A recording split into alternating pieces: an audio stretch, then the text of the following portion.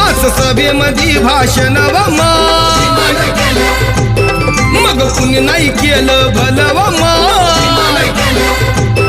अग दिल्लीचं दालन खुलव